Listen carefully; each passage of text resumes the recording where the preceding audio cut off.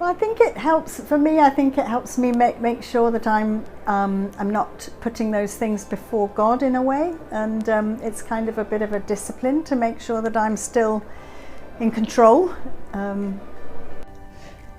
What's the point of giving things up? Well, specifically, what's the point of giving sugar up? Is sugar's really unhealthy, I gather. I've been told this by doctors and people who know what sugar can do to the molecules in your body. So, and I definitely eat too much of it.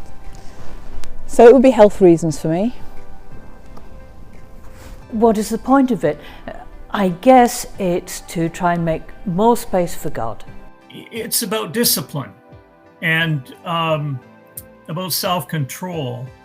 I think it's interesting that when Paul is listing the fruit of the Spirit in his book in Galatians, or his letter to the people at Galatia, he lists there the love, joy, peace, patience, kindness, goodness, faithfulness, gentleness, and self-control, that those are all manifestations of the Spirit's action in our life. And I always found it fascinating that self-control is the last thing on the list, and yet it is probably the most significant for us, and that's probably the hardest thing to achieve.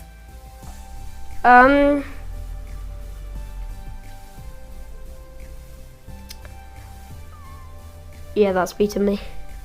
I think it's a discipline of myself as an individual.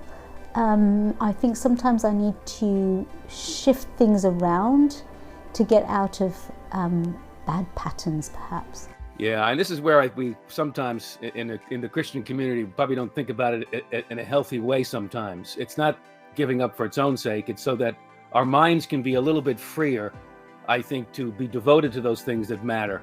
The Lord himself, but then of course also the relationships in our lives, a little more space, a little more capacity to focus on the things maybe that are important. I think that's the idea.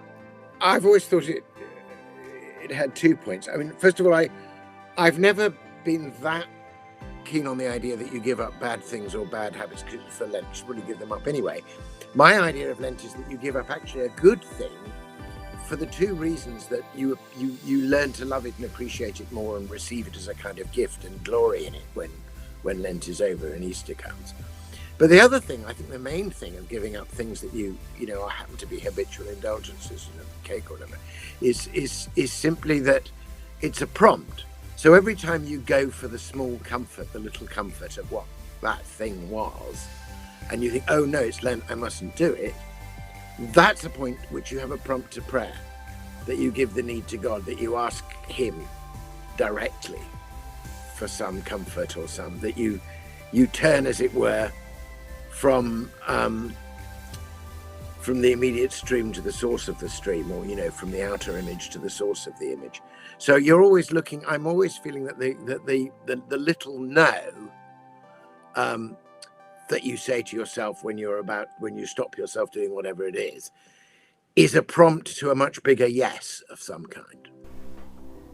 I've started fasting since 2019, and it opens up the space for prayer. So I wouldn't remember to pray as much, but when I feel hungry, I remember I need to pray. Well, what's the point of giving things up? I think it creates space to enable other things to happen and to and I think the big thing is that it creates in me normally a longing for the thing that I've given up.